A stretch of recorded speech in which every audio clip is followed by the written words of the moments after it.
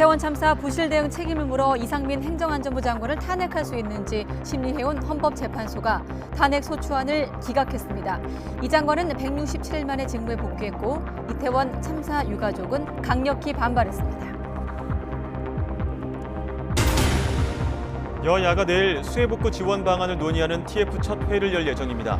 도시침수법 제정안 등 관련 법이 산적한 하반노위 전체 회의도 오는 28일에서 내일로 앞당겼습니다.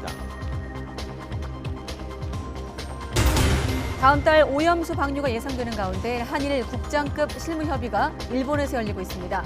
한일 정상회담에서 오염수 방류와 관련해 우리 측의 3가지 요구사항에 대한 논의가 이루어지는 것으로 알려졌습니다. 지난 2분기 우리 경제가 힘겨운 성장을 이어갔습니다. 수출과 소비, 투자가 모두 감소했는데 그나마 수입이 줄면서 역성장을 면했습니다. 올해 상반기 마약을 몰래 들여오다 적발된 중량이 329kg으로 무려 505만 명이 투약할 수 있는 사상 최대치인 것으로 나타났습니다. 꾸준히 증가하는 마약 수요로 큰 규모의 밀수 시도가 증가한 것으로 풀이되고 있습니다. BTS 방탄소년단 정국이 솔로 데뷔곡 세븐으로 미 빌보드 메인 싱글 차트 핫백 진입과 동시에 1위를 차지했습니다. BTS 지민 이후 2번째 쾌거로 정국은 글로벌 팝스타로서의 입지를 증명했습니다. 뉴스큐 잠시 후 돌아오겠습니다.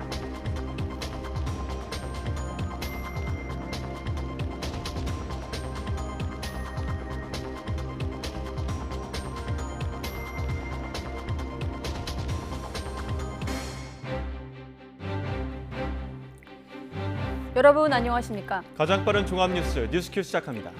159명의 희생자가 발생한 이태원 참사에 대한 이상민 행정안전부 장관의 책임을 물은 탄핵 소추안. 헌법재판소의 판단은 기각이었습니다. 결과를 들은 유족들, 지난해 10월 참담했던 아픔을 오늘 또 느꼈다면서 모든 기관의 장이 면죄부를 받았다고 반발하기도 했습니다. 오늘 판결 내용과 유족들 입장까지 보도하겠습니다. 이스라엘에선 정부가 사법부의 권한을 축소하는 법을 강행 처리하면서 여론이 들끓고 있고 스페인은 50년 만에 극우 정당이 연립정부에 참여할 가능성이 나오고 있습니다. 오늘은 전국의 혼란스러운 두 나라에 대해 알아보겠습니다. 네, 화요일 뉴스큐 헌법재판소부터 연결하겠습니다. 헌법재판소 기각 결정으로 이상민 행정안전부 장관 160여일 만에 업무에 복귀하게 됐습니다. 네, 현장에 나가 있는 취재기자 불러봅니다. 홍민기 기자. 네, 헌법재판소 앞에 나와 있습니다. 이 장관에 대한 탄핵 청구 기각 소식 자세히 전해주시죠.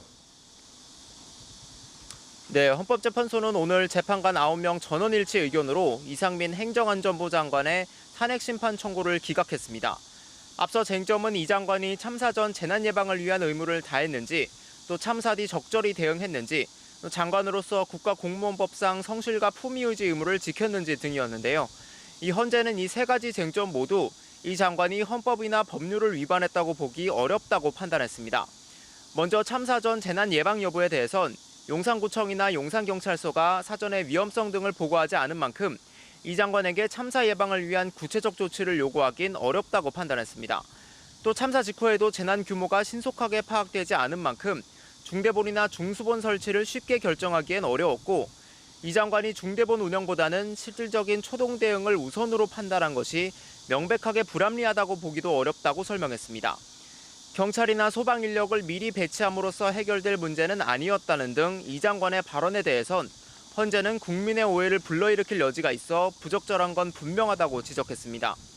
다만 이 답변은 아직 정확한 정보가 수집되기 전 발언이고 이 장관이 비교적 신속하게 유감을 표시하고 사과했다며 이 역시 탄핵 사유로 인정하기는 어렵다고 판단했습니다. 결국 이태원 참사는 특정인의 원인이 아닌 총체적 결과로 발생했다는 게 헌재의 결론입니다. 다만 김기영 재판관 등 3명은 이 장관이 참사 직후 적극적으로 노력한 것으로 보기 어렵고 이 장관 발언도 품위 위반에 해당한다는 별개의 의견을 밝혔는데 다만 이들 역시 탄핵에 이를 정도는 아니라는 데 동의했습니다. 이처럼 헌재가 탄핵을 기각하면서 이 장관은 즉시 장관직에 복귀하게 됐습니다. 지난 2월 국회가 이 장관의 탄핵 소추안을 의결한 지 167일 만이고 지난해 10월 29일 이태원 참사가 일어난 뒤로는 269일 만입니다. 피청구인인 이상민 장관과 소추위원인 김도우 법제사법위원장은 오늘 모두 출석하지 않았습니다. 지금까지 헌법재판소에서 전해드렸습니다. 이상민 행정안전부 장관의 탄핵이 기각되자 이태원 참사 희생자 유가족들은 헌법재판소가 참사의 최고 책임자인 이 장관에게 면죄부를 준 셈이라고 비판했습니다. 유가족들은 오늘 헌법재판소 앞에서 기자회견을 열고 상식에 기반을 둔 요구를 헌재마저 외면했다며 이 장관이 공직을 유지한다고 해도 무슨 소용이냐면서 부끄러움이 남아있다면 지금이라도 스스로 사퇴해야 한다고 강조했습니다. 또 이번 결정은 대한민국이 무정부 상태라는 사실을 공식 확인한 거라며 앞으로도 국가의 공식 사과와 책임자 처벌이 이루어질 때까지 싸우겠다고 덧붙였습니다. 네, 대통령실은 이번 사안을 거야의 탄핵소추권 남용이라고 비판했습니다. 대통령실 관계자는 헌재의 이상민 장관 탄핵소추안 기각결정 직후 탄핵소추 제도가 자유민주주의의 헌법 질서를 지키기 위한 제도라며 이같이 밝혔습니다. 이어 이번 탄핵소추와 같은 반헌법적인 행태는 국민의 준엄한 심판을 받을 것이라고 덧붙였습니다. 곧바로 직무에 복귀한 이상민 행정안전부 장관은 이태원 참사와 관련해 더 이상의 소모적인 정쟁을 멈춰야 한다고 말했습니다. 이 장관은 복귀 후 입장문을 내고 탄핵소추로 국민께 심려를 끼쳐드려 송구하다며 이같이 밝혔습니다. 이 장관은 특히 이태원 참사 희생자와 유가족에게 깊은 애도와 위로의 말씀을 드린다고 강조했습니다. 네, 이렇게 이상민 장관에 대한 국회 탄핵 심판 청구를 기각한 헌법재판소 결정을 놓고 여야는 상반된 반응을 보이고 있습니다. 여당은 참사를 정쟁의 수단으로 삼는 악행을 근절하자며 당연한 귀결이라고 밝혔지만 야당은 이태원 참사 책임의 면죄부를 받은 것은 아니라며 결과에 유감을 표했습니다. 국회 연결해 자세히 알아보겠습니다. 이준엽 기자. 네, 국회입니다. 네, 이상민 장관 탄핵소추안이 기각이 됐는데 여야 분위기 좀 더 전해주시죠. 네, 우선 여당은 오늘 헌재의 결정은 너무나 당연한 귀결이라며 환영의 뜻을 밝혔습니다. 탄핵소추안은 국회 논의 단계부터 법적 요건을 갖추지 못했다며 민주당을 향해서는 오로지 당리당략을 위한 수단으로 국민적 참사를 정쟁의 도구로 삼은 악행을 국민 앞에 섰고 대죄해야 마땅하다고 지적했습니다. 이어 국민 안전을 책임지는 컨트롤타워를 해체하고 엄청난 혼란을 일으킨 점에 대해 반드시 정치적 책임을 지라고 압박했습니다. 다만 이태원 참사 희생자와 유가족들의 고통은 그 누구도 감히 헤아릴 수 없을 만큼 깊고 크다면서 앞으로 상처의 치유를 위해 합심해 나가자고 위로했습니다. 반면 민주당은 헌재 결정을 존중한다면서도 이 장관이 탄핵당하지 않았다고 해서 모든 책임에서 자유롭지는 않다는 것이 헌재의 결론이라고 반박했습니다. 이어 지금까지 아무도 이태원 참사와 관련해 사과하지 않았는데 지금이라도 희생자들에게 사과하고 반성하면서 국민의 생명과 안전을 지킬 대책을 철저히 마련하라고 촉구했습니다. 또 대통령실이 민주당의 탄핵 추진이 반헌법적이었다고 비판한 데 대해서는 탄핵은 헌법에 보장된 제도인 만큼 무리한 이야기라고 일축했습니다. 정의당도 탄핵안이 기각됐다고 해서 윤석열 대통령이나 이상민 장관이 이태원 참사 책임의 면죄부를 받은 건 결코 아니라고 강조했습니다. 이미 국민은 이 장관이 장관직을 수행할 수 없다는 정치적인 판결을 내렸다면서 진상규명과 재발방지 대책 마련을 위한 이태원 참사 특별법 제정이 더욱 중요해졌다고 덧붙였습니다. 네, 수해 대책 관련 법안 처리는 어떻게 돼가고 있습니까? 네, 우선 여야는 내일 수해 복구 지원 방안을 논의하는 TF 첫 회의를 열 예정입니다. 도시침수법 제정안 등 관련법이 산적한 환노위 전체 회의도 오는 28일에서 내일로 앞당겼습니다. 여야는 심사에 박차를 가해 모레 본회의에서 주요 지방하천에 대한 국가 관리 책임을 강화하는 하천법 개정안 등 일부 법안이라도 처리하기로 했습니다. 다만 여야는 수해 복구와 재발 방지와 관련해 몇 가지 사안을 놓고 방향이 엇갈리는 모습인데요. 여당은 지류지천 정비가 제대로 이뤄지지 않아 수해 피해가 잇따르고 있다면서 서둘러 정비 계획을 수립해야 한다고 주장했습니다. 반면 야당은 예비비만으로는 수해 지원을 충분히 할 수 없다면서 추경 편성 필요성에 방점을 두고 다음 달에도 관련 상임위를 열겠다는 방침입니다. 먼저 지류지천 정비가 시급합니다. 이미 우리 당에서는 지류지천 정비가 필요하다는 원칙 하에 정부와 함께 당정협의도 진행을 하고 있습니다. 예비비만으로 해결할 수 없는 부분들이 있기 때문에 추경은 재난 피해 복구 지원과 민생 회복을 위해서 반드시 필요하다 하는 걸 말씀을 드리고. 이런 가운데 여야 지도부는 오늘 수해복구 현장에서 피해 지원 봉사활동을 이어갔습니다. 어제 충북 청주를 찾았던 국민의힘 지도부는 오늘은 전북 익산의 수해 지역을 찾았습니다. 김기현 대표와 당직자 등 400여 명이 침수 피해 주민들을 만나 위로했고 진흙이 들어찬 비닐하우스에서 폐기 수박 잔해와 쓰레기를 제거했습니다. 더불어민주당도 이재명 대표를 비롯한 의원 120여 명의 당직자나 지역 당원까지 모두 340여 명이 충남 부여군에 있는 비닐하우스를 찾았는데요. 썩은 과일을 잘라내고 수박 덩굴을 걷어내며 복구 작업에 힘을 보탰습니다. 지금까지 국회에서 YTN 이준엽입니다. 네, 쌍방울 그룹의 대북 송금에 관여했다는 의혹을 받는 이화영 전 경기도 평화부지사의 공판에서 부인의 변호인 해임 시도를 놓고 동의하지 않는다는 입장을 밝혔습니다. 이 전 부지사는 오늘 재판에서 아내가 오해가 있는 것 같고 본인의 의사가 아니라면 이같이 밝혔습니다. 부인은 법정 방청석에서 남편이 검찰에 회유당하고 있는 것을 모르고 있어 답답하다며 변호인이 남편과 반대되는 입장을 변론하기 때문에 해임하는 것이라고 말했습니다. 또 이 전 부지사가 방북 관련 내용을 이재명 당시 경기도지사에게 보고했다고 알려진 진술에 대해 본인이 하지도 않은 일을 왜 했다고 하는지 이해가 안 된다고 덧붙이기도 했습니다. 이 전 부지사의 부인 이야기를 이어서 들어보겠습니다.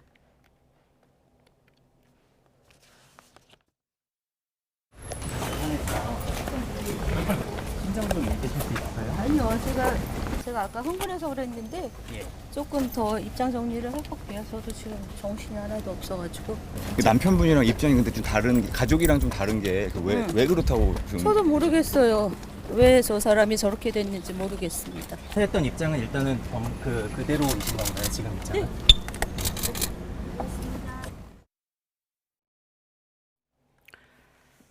네, 21대 국회의원 10명 가운데 3명 이상은 전과 기록이 있다는 시민단체 분석 결과가 나왔습니다. 경제정의실천시민연합은 오늘 기자회견을 열어 21대 국회의원 283명을 대상으로 전과 기록을 분석한 결과 33%에 해당하는 94명이 전과가 있는 것으로 나타났다고 밝혔습니다. 정당별로 보면 더불어민주당이 68명, 국민의힘은 22명이로 민주화와 노동운동 관련 전과를 제외하면 민주당이 27명, 국민의힘 19명이었습니다. 경실련은 각 당에서 공천 배제 기준을 명확히 규정하고 예외 없이 적용해야 한다면서 공천 제도를 개혁해야 한다고 촉구하기도 했습니다.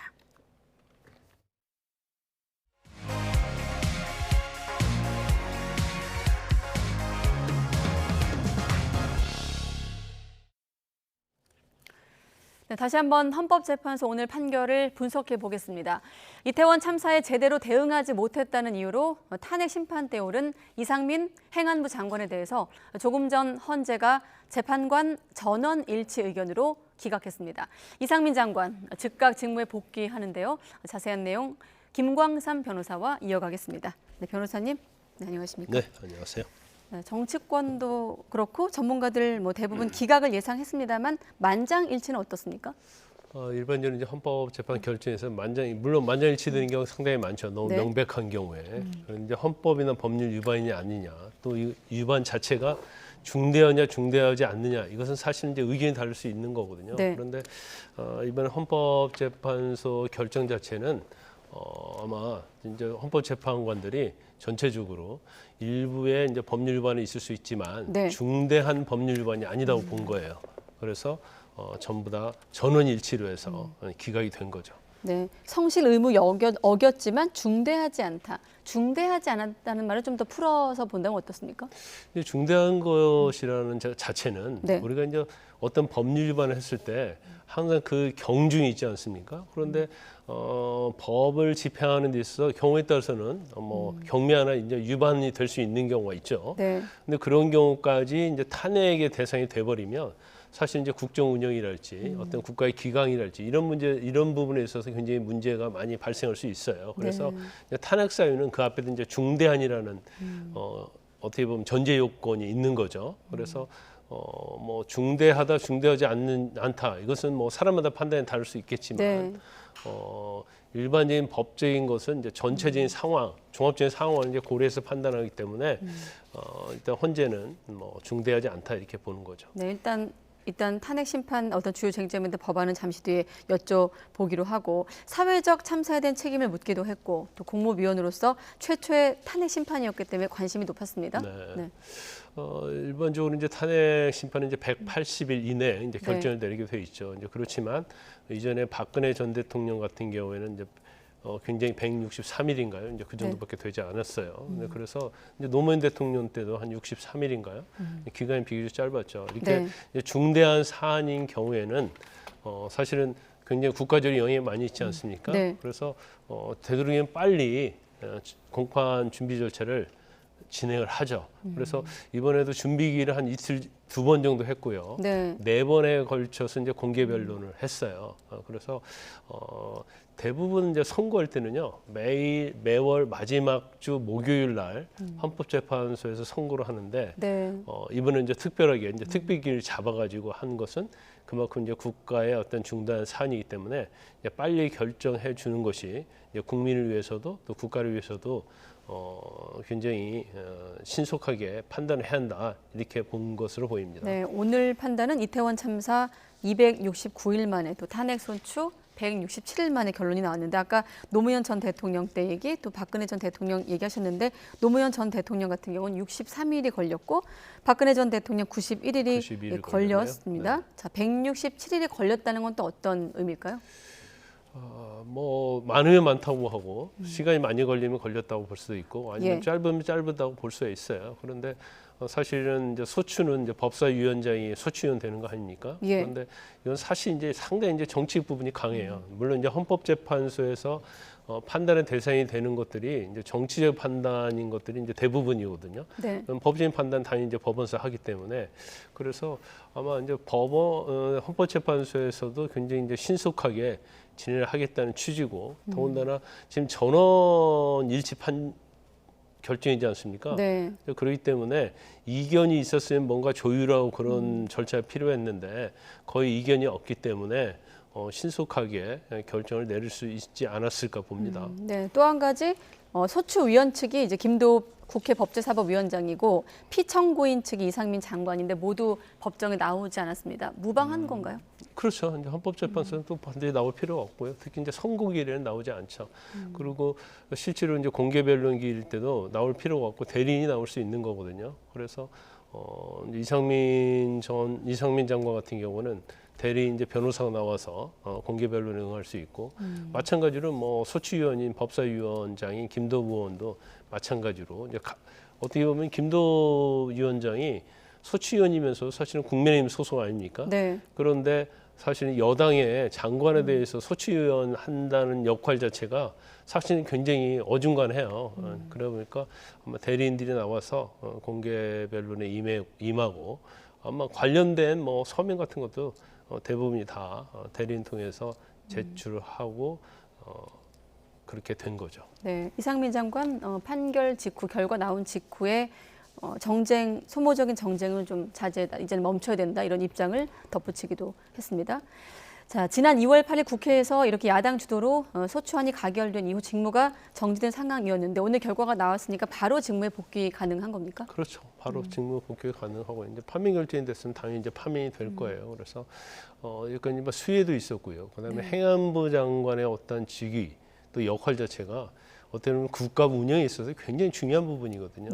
그런데 이제 167일 동안 이제 직무 정지가 된 상태였기 때문에 아마 복귀를 하게 되면 뭐 굉장히 인사랄지 아니면 특히 이제 수혜 복귀와 관련된 부분 그리고 국가의 안전재난과 관련된 이런 것들에 있어서 아마 본인이 할 일이 굉장히 산더미처럼 많을 겁니다. 그런데 또 한편으로는 사실 이제 야당에서 탄핵 소추를 결의해서 결국 헌법재판소에서 심판을 한 거 아닙니까? 근데 결과적으로 보면 이제 만장일치로 기각이 돼버렸어요. 그러면 이 부분에 대해서 여당인 이제 국민의힘 쪽에서도 일단 탄핵이 너무 정치적이지 않느냐 이렇게 공개할 가능성이 크고 또 어떻게 보면 또 야당인 이제 민주당 측면에서 보면 설사 이게 기각이 됐다 하더라도 유족의 아픔이랄지 이태원 참사의 어떤 원인과 또 결과에 대해서 사실 현 정부의 책임이 없다고 볼 수 없기 때문에 이 부분은 이제 정치적 공방이 좀 있을 수 있다고 봐요. 그런데 네. 저는 이제 개인적으로 생각할 때는 이미 헌법재판소 결정이 났으니까 이 부분은 존중을 하고 행안부 장관이 향후에 있어서 국가 운영에 적극적으로 본인의 역할을 할 수 있도록 해야 하는 것이 맞지 않나 싶습니다. 네. 오늘 판결에 대한 이제 김광삼 변호사의 생각이었고 아까 저희 국회 연결해서 이준엽 기자가 전해준 공방의 발언은 여당 같은 경우는 당연한 귀결이다. 야당은 면죄부가 아니다. 참사를 정쟁으로 몰고 가고 있다는 입장을 밝혔습니다만 정치권 공방은 또 국회 연결해서 다시 한번 또 전해드리기로 하고 아까 저희가 핵심 쟁점을 얘기했었거든요. 3가지로 좀 좁혀지더라고요. 다시 한번 탄핵 심판 주요 쟁점 그러니까 법적 판단의 어떤 근거를 다시 한번 설명해 주시죠. 일단 뭐 탄핵이 되려면 탄핵 사유가 있어야 하고요. 탄핵 네. 사유는 중대한 헌법과 법률 위반이지 않습니까? 그런데 이제 헌법은 이제 헌법에 규정하고 있는 예방조치 의무가 있어요. 네. 그럼 예방조치 의무에 대해서는 과연 행안부 장관이 제대로 했느냐 이제 이 부분 제대로 하지 않았다면 법률 위반이 되겠죠. 헌법 위반이 되겠죠. 네. 그런데 국가 안전 기본 계획이 사실은 이것이 재난과 관련된 부분인데 행안부 장관이 임명 전에 이게 이제 수립이 돼 있었다는 거예요. 그래서 그 이후에 물론 문제점이 있으면 이제 수정을 해야지만 이런 걸 수정을 하지 않았다고 해서 어떤 헌법 위반이라 볼 수 없다. 그래서 이 부분은 이제 첫 번째 탄핵 사유와 관련된 부분입니다. 네. 그래서 이제 헌법 위반을 보지 않았고요. 두 번째는 이제 사후 대응 조치거든요. 그러니까 이태원 참사가 난 다음에 이제 행안부 장관으로서 재난기본법에 정해진 절차를 이행을 했느냐 이런 부분이거든요. 그런데 이제 헌법재판소에서는 그 사후 재난 대응 조치와 관련해서는 이상민 장관이 이제 보고받은 내용이 있지 않습니까? 뭐 네. 피해 상황이랄지 원인이랄지 그래서 이런 것들을 보고는 받았지만 그 당시 이것을 이제 완벽하게 수행하기에는 이제 한계가 있었다는 거예요. 그래서 이것도 재난안전기본법의 위반이라고 볼 수 없다 이렇게 본 거고 이제 마지막에 이제 공무원으로서 어떤 국가공무원법상 네. 성실 의무 또 품위 유지 의무거든요. 이 부분은 이상민 장관이 이제 언론에다 이제 그런 얘기를 했었잖아요. 기존대로 어떤 뭐 소방이랄지 경찰 병력을 배치했다 하더라도 네. 이건 막을 수가 없었다 이런 취지로 얘기를 했어요. 그래서 이 부분에 대해서는 일단 이제 헌법재판소에는 좀 부적절한 측면이 있다.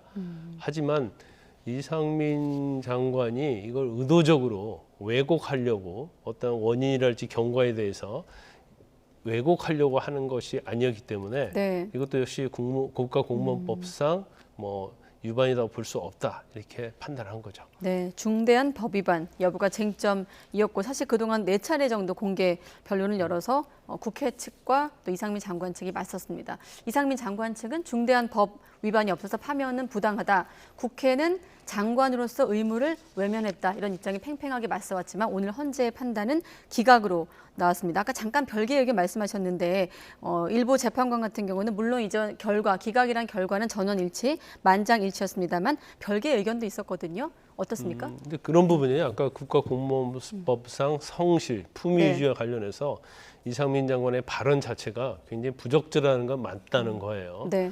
그렇지만 이걸 법률 위반을 볼 수 없기 때문에 이제 소수 의견으로서 헌법재판관이 이건 부적절한 의견이고 이제 법률 위반이 맞다. 하지만 중대하지 않다 이런 결정을 내린 거예요. 그래서 네.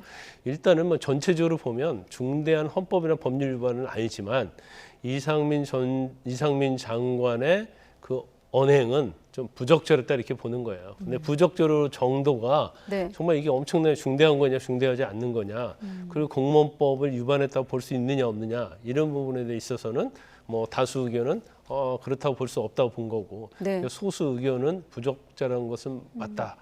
그래서 국가공무원법 위반의 어떤 가능성에 대해서는 의견을 개진한 거죠. 네, 마침 화면에 또 유가족 모습이 나오는데 유족들도 바로 입장을 밝혔습니다. 참담하고 아프다면서 모든 기관의 장이 면죄부를 받았다. 지난해 10월에 아픔을 또 그때 참담함을 다시 한번 느낄 수밖에 없었다라고 반발하고 있습니다. 네. 유가족들도 사실은 이제 공개변론 참여하고요. 네. 의견도 다 개진을 하고 그랬어요. 그래서 특히 이런 부분들이 이상민 장관의 어떤 탄핵 사유에 좀 영향을 미치는 게 아니냐 했는데 결국 이제 미치지 못했어요. 그러면 유가족 입장에서는 사실은 누구든지 뭐 특히 어떤 재난 안전에 있어서는 최고의 이제 탑이라고 할 수 있는 게 장관이지 않습니까? 네. 그럼 장관이 책임을 안 지면 누가 책임을 지느냐? 사태는 발생을 했는데 책임지는 사람이 없다. 이런 불만을 충분히 토로할 수 있다고 봅니다. 이제 그렇지만 어떤 감정적인 면하고 네. 또 법적인 면은 좀 다른 면이 좀 있고요. 또 이제 법적인 측면에서도 또 헌법과 법률 위반 측면은 좀 굉장히 더욱더 엄격하다고 볼 수 있거든요. 네. 그래서 유가족들의 굉장히 헌법재판소 결정에 대해서는 동의할 수 없겠지만 이제 헌법재판소 결정은 결국 헌법과 법률에 의해서 명확하게 판단을 하기 때문에 이 부분에서는 굉장히 아마 유가족들은 좀 아쉽다고 생각할 겁니다. 네, 알겠습니다. 이 부분은 어떻습니까? 지난 1월에 경찰청 특별수사본부가 이번 참사 수사를 마무리하면서 이상민 장관에 대해서 무혐의 처분을 내렸거든요. 이런 부분들도 오늘 헌재 판단에 영향을 미쳤던 걸까요? 아마 이걸 꼭 미쳤다고 볼 수는 없죠. 이제 경찰의 판단하고 또 헌법재판소는 훨씬 더 법률적인 측면에서는 전문가들이 모여 있는 곳이잖아요. 그래서 그렇지만 아마 이상민 장관 같은 경우에는 경찰에서 무혐의한 내용을 재판에 있어서 자신에게 유리한 자료를 제출을 했을 거예요. 그러면 그 안에 있는 내용들, 수사기록 이런 걸 보면 과연 법률 위반과 관련된 부분이 구체적으로 적시가 돼 있을 거고, 네. 물론 이제 그거 꼭 결과에 대해서 영향을 미쳤다 안 미쳤다 볼 수는 없지만 네. 뭐라고 얘기할 수는 없지만 그 내용 자체는 헌법재판소에서 오늘 결정하는 데 있어서는 상당 부분 참고를 했을 거라고 봐요. 그래서 이제 무혐의 처분 자체로 인해서 적어도 이제 헌법재판소 결정에는 뭐 긍정적인 영향을 미쳤다 이렇게 볼 수 있는 거죠. 네, 아무튼 말씀하신 대로 헌법재판소 결론은 나왔고 기각 결정으로 이상민 장관은 업무에 복귀하게 됐습니다. 사실상 법적 책임은 일단락이 됐지만 야권 또 유족들 반발도 예상되고 있거든요. 자, 오늘 결정 이후 어떤 좀 절차를 예상해 볼 수 있을까요? 일단 뭐 탄핵과 관련된 부분이 이제 마무리됐다고 볼 수 있고요. 지금 뭐 재판 중에 있는 여러 가지 사건이 있지 않습니까? 특히 예.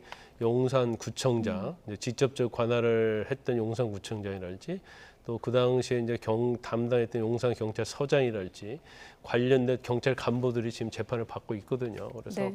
그 결과도 뭐 유죄가 무죄가 될지는 잘 뭐 아직 지금 우리가 판단할 수는 없지만 네. 결과적으로 보면 이제 재판 결과를 우리가 또 존중할 수밖에 없어요. 그래서 아마 유족들도 그렇고 또 관련된 사람들도 그 재판에 있어서 어떤 책임자의 처벌을 위해서 상당히 많은 노력을 하고 있는 걸로 보입니다. 네. 그렇지만 어떤 공무원으로서 어떤 직무 수행을 정말로 했느냐, 이제 직무유기와 관련된 부분도 있을 수 있고요. 또 직권남용과 관련된 부분이 있을 수 있고, 또 그 과정에서 어떤 공문서를 유주한 그런 사안들도 언론 보도가 다 돼 있지 않습니까? 네. 그래서 아마 뭐 재판은 좀 굉장히 늦어지고 있지만 적어도 올해 안에 이태원 참사에 있어서 이제 원인과 결과, 그 여기에서 누가 책임 있는지 아마 법원에서 뭐 결과가 나올 거라고 봅니다. 아까 국회 차원에선 특별법 제정이 중요해졌다 이런 언급도 있던데 이 부분은 어떻습니까? 현실적으로? 아마 특별법과 관련해서는 뭐 여야 이제 협의를 해야 할 거예요. 그래서 그런데 아마 바로 되기는 어려울 것 같습니다. 네. 특히 이제 국민의힘 측에서 여기에서 선뜻 응하지 않고 있기 때문에 결국은 이제 여당의 어떤 태도에 따라 달라졌다고 봐요. 그래서 이걸 또 국민의힘이 또 반대하지는 않거든요. 그러면 뭐 적어도 이 과정에서 보면 뭐 경찰이랄지 또 행정기관에서 뭔가 좀 약간 안이하게 대응한 측면 이런 것들은 국가의 과실이 있는 측면이 좀 있거든요. 그래서 아마 그 참사에 대해서 여야 협의해서 피해자들에게 어느 정도 회복하는 그런 것들은 필요하다는 공감대가 형성되기 때문에 네. 아마 여당도 외면할 수는 없을 거라고 봅니다. 네. 알겠습니다. 자, 헌법재판소가 재판관 만장일치 의견으로 이번 탄핵 소추안은 기각을 했고 이상민 장관은 167일 만에 복귀를 했고 최근 재난이었던 수해부터 대응할 예정입니다. 김광삼 변호사와 함께했습니다. 고맙습니다.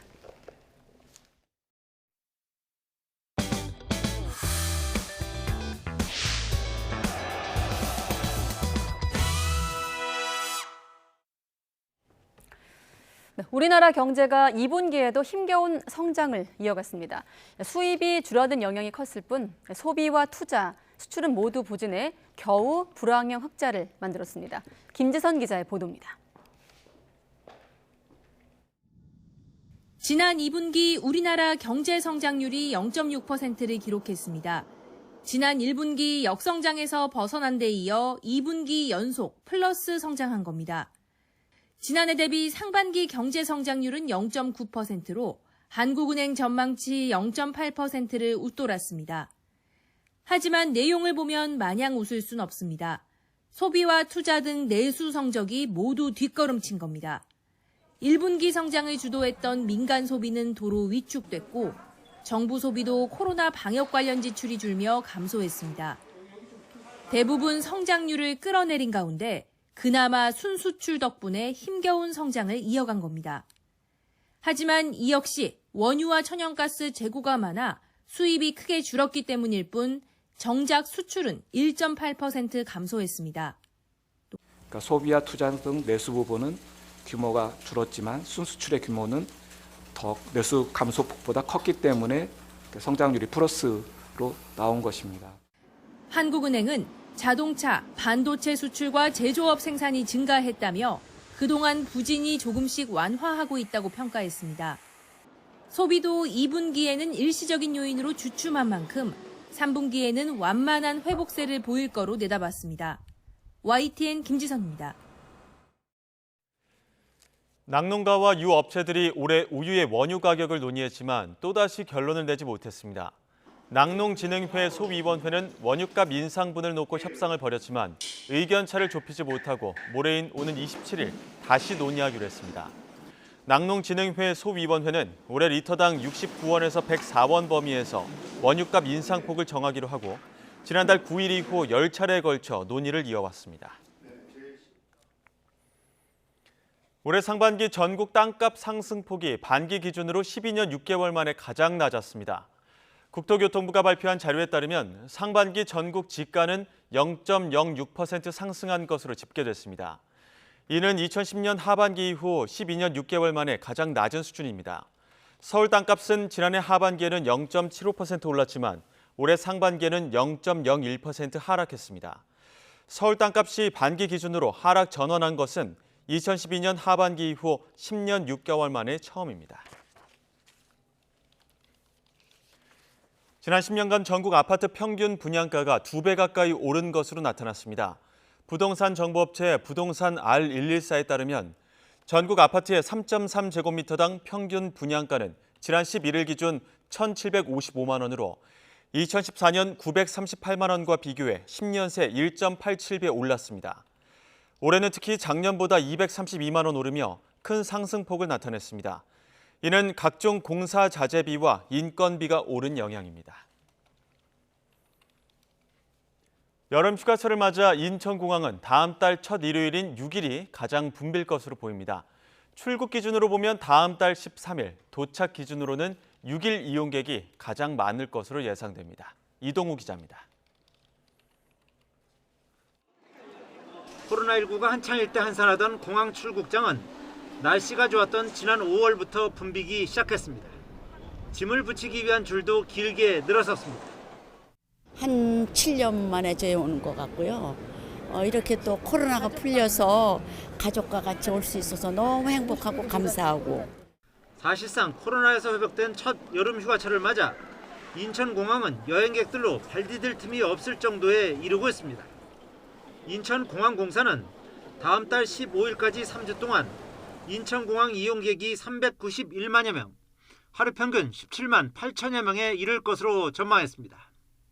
이용객이 가장 많을 것으로 보이는 다음 달 6일은 19만 1천여 명이 인천공항을 찾을 것으로 보입니다. 출국 기준으로는 다음 달 13일, 도착 기준으로는 다음 달 6일 이용객이 가장 많을 것으로 전망됩니다. 올해 여름철 성수기 인천공항 이용객 수는 코로나19 이전인 2019년에 86%까지 회복하고 코로나로 해외여행이 일부 제한됐던 지난해와 비교하면 2.8배 폭증하는 것입니다. 인천공항공사는 출국장 보안 검색대를 늘리고 체크인 카운터를 조기 운영하는 등 혼잡 완화 대책을 마련할 계획입니다. 4만 대 규모의 정규 주차장 외에 7천 대를 수용하는 임시 주차장도 확보할 예정입니다. 다만 대중교통을 이용하면 더 빠르고 편리하게 공항을 이용할 수 있다고 조언합니다. 인천공항을 제외한 김포, 김해, 제주 등 전국 14개 공항을 운영하는 한국공항공사 역시 올여름 성수기를 맞아 혼잡도를 줄이는 대책을 시행합니다. 전국 14개 공항의 경우 출발 기준으로 김포공항은 오는 28일에, 김해와 제주공항은 다음 달 13일에 가장 붐빌 것으로 예상됩니다. YTN 이동호입니다. 네, 그런데 반려인이라면 여행 가실 때 반려동물 한 번 더 챙겨야겠습니다. 휴가철만 되면 유기동물 수가 급증한다고 하는데요. 실제로 한 해 잃어버리거나 버려지는 동물들 몇 마리나 되는지 정리해 보겠습니다. 동물보호단체가 농림축산검역본부의 동물보호관리 시스템 데이터를 분석한 자료를 보면 지난해 기준으로 11만 2천여 마리가 넘는 동물들이 길거리로 내몰렸습니다. 지난해 유실 또 유기동물이 가장 많은 시기는 봄철인 5월이었고요. 여름 휴가철인 9월까지의 유기 건수가 10,000 건 이상을 기록했습니다. 산책과 나들이, 여행 중에 목줄이 풀려서 잃어버리거나 또 집에서 열어놓은 문틈으로 반려동물이 튀어나가는 등 계절적 요인에 따라 관리 소홀이 겹친 탓입니다. 여기에다 휴가철 고의적 유기도 적지 않아 보이는데요. 제주를 비롯해 울산, 강원 등 수도권과 멀리 떨어진 지역일수록 상대적으로 동물 유기 건수가 많다는 점이 이를 뒷받침하고 있습니다. 인구 대비 유실 유기동물 발생 건수를 봐도 관광지가 많은 곳에서 유기가 많이 이루어진다는 것을 추정할 수가 있죠. 제주, 전남, 전북 이렇습니다. 자, 그렇다면 이렇게 발견된 동물들의 이후의 삶은 어떨까요? 안타깝게도 주인을 다시 찾아가거나 새로운 가족을 만나지 못하고 죽음에 이르는 동물이 절반에 가깝습니다. 반려동물이 다시 제자리로 돌아가지 못하는 이유는 바로 돌봄과 치료 비용의 부담, 버렸다가 다시 형편이 나아지면 쉽게 다시 다른 동물을 입양할 수 있는 환경이 이유로 꼽히는데요. 2년 전 동물보호법 개정으로 반려동물 위기 시에 300만 원 이하의 벌금에 처해지는 등 처벌 기준이 강화되긴 했지만 관련된 행위를 눈앞에서 목격하지 않는 이상 사후 적발이 어렵고 또 다른 나라보다 상대적으로 처벌이 약한 것도 원인으로 꼽히고 있습니다.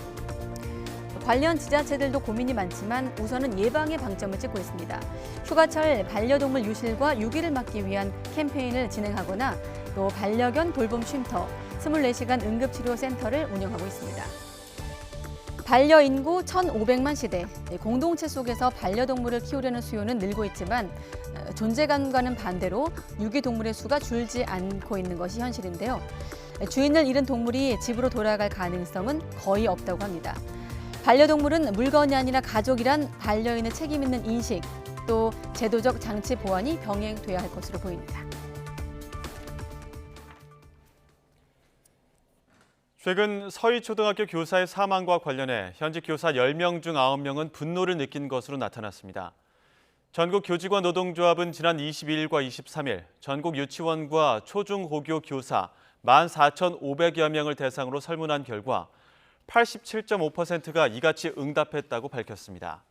설문 대상자의 75%는 무력감을, 68%는 미안함을 느꼈다고 답했고 우울감과 자괴감이 들었다는 응답도 절반이 넘었습니다. 교사들이 최근 꼽는 가장 무서운 단어는 아동학대입니다. 학부모는 물론 학생들마저 툭하면 아동학대를 거론하며 교사를 압박한다고 하는데요. 교사들은 정상적인 생활 지도가 아예 불가능해 자괴감을 느낄 정도라고 호소합니다. 강민경 기자가 만나봤습니다. 올해 10년차 초등학교 교사인 A씨. 1학년 담임을 맡았던 2년 전 학생의 부모에게 가정 내 조치가 필요하다고 건의했다가 폭언을 듣고 교육청 신고까지 당할 뻔했습니다. 저경력 교사라서 생각이 없어가지고 그렇게 일을 일방적으로 처리하느냐, 그렇게 생각이 없어서 어떻게 교사를 하느냐, 뭐 이런 식으로 막말을 하셨고요. 이후 A씨는 자기 자신을 자꾸 검열하게 된다고 고백합니다. 얼마 전엔 2학년 어린이가 손등을 핥히고 머리카락을 잡아당기는데도 아동학대로 몰릴까 봐 아무런 조치를 할 수 없었습니다. 교사들은 지난 2015년 아동학대 범위에 정신적 고통을 가하는 행위가 추가된 뒤 교실 내 분위기가 완전히 달라졌다고 입을 모읍니다. 학부모뿐 아니라 최근엔 어린 학생들마저 교사의 훈계와 충고를 아동학대로 몰아간다는 겁니다.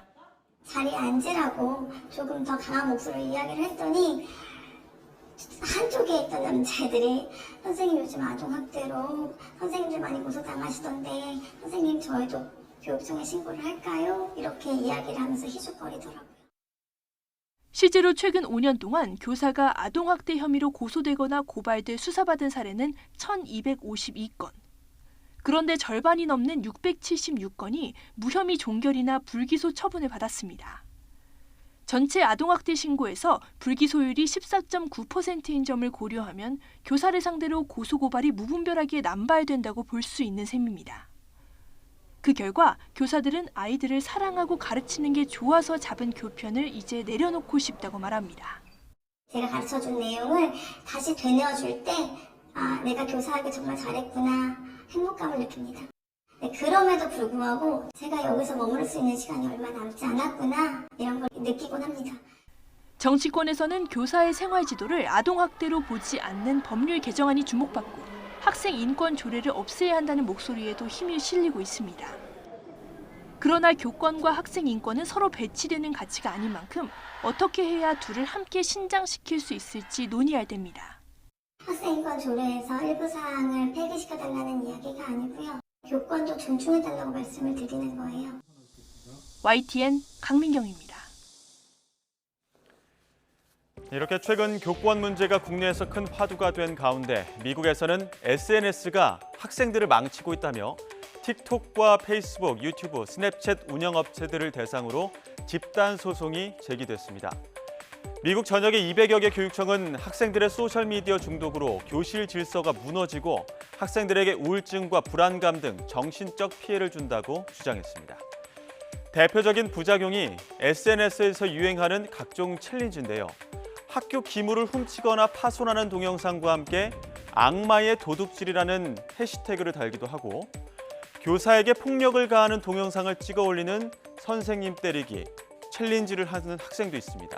심지어 지난해 펜실베니아에서는 영상 공유 플랫폼인 틱톡에서 유행한 기절 챌린지 탓에 10대 청소년이 사망하는 일까지 있었습니다. 이번에 소송을 제기한 미국 각지의 교육청은 각종 챌린지에 따른 부작용 외에도 SNS 중독으로 인한 학생들의 우울증 상담과 관리, 학부모 대응, 관련 교육 등 다양한 문제에 대처하는 데 시간과 비용이 들어간다며 SNS 기업들도 이에 대한 책임을 져야 한다고 소송 취지를 밝혔습니다. 하지만 주요 소셜미디어 기업들은 통신포미법 230조의 보호를 받고 있어 이를 뚫을 수 있느냐가 관건이라는 분석도 있습니다. 지난 1996년 제정된 법으로 SNS 사용자가 올린 콘텐츠에 대해서는 일반적으로 해당 기업의 책임은 없다라는 일종의 면책 조항입니다. SNS 기업들도 발빠르게 대응하고 있는데요.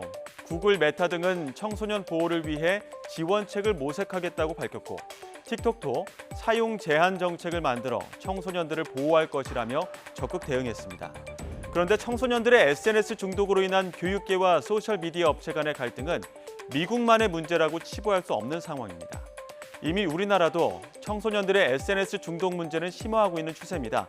지난 20일 과학기술정보통신부와 경기도 교육청에 따르면 지난해 전국에 거주하는 2만 4천여 명 가운데 청소년 스마트폰 과의존 위험군 비율이 40.1%로 다른 연령대에 비해 2배 가까이 높았습니다. 교실 질서가 무너지는 데 새로운 뇌관이 될 수 있다는 건데요. 추락한 교권을 강화하기 위해 여러 대책들이 나오는 가운데 청소년들의 SNS 사용 실태도 다시 한번 되짚어볼 필요가 있어 보입니다. 네, 올해 상반기 마약을 몰래 들여오다 적발된 중량이 사상 최대치인 것으로 나타났습니다. 꾸준히 증가하는 마약 수요로 큰 규모의 밀수 시도가 증가한 것으로 풀이됩니다. 취재기자 연결해서 좀 더 들어보겠습니다. 양희력 기자. 예, 관세청에 나와 있습니다. 네, 사상 최대라고 했는데 상반기 적발된 마약 밀수량 얼마나 되는 겁니까? 예, 몰래 들여오려다 적발된 마약 중량이 올해 상반기에만 329kg에 이릅니다. 무려 505만 명이 투약하거나 흡입할 수 있는 양입니다. 관세청은 마약 단속을 시작한 이래 역대 상반기 가운데 가장 많은 적발량이라고 밝혔습니다. 2020년 다소 줄어드는 듯 했던 마약 밀수 적발량은 다시 늘기 시작해 올해 상반기엔 지난해보다 38% 증가했습니다. 반면 적발 건수는 325건으로 지난해 같은 기간 370건보다는 다소 줄었습니다. 특히 건당 적발량은 올해 들어 1kg을 넘어서며 대형 밀수가 증가하고 있음을 나타냈습니다. 지금 보고 계신 그래프는 지난 2021년 초대형 밀수 사건 2건은 특이치로 보고 제외한 결과인데요.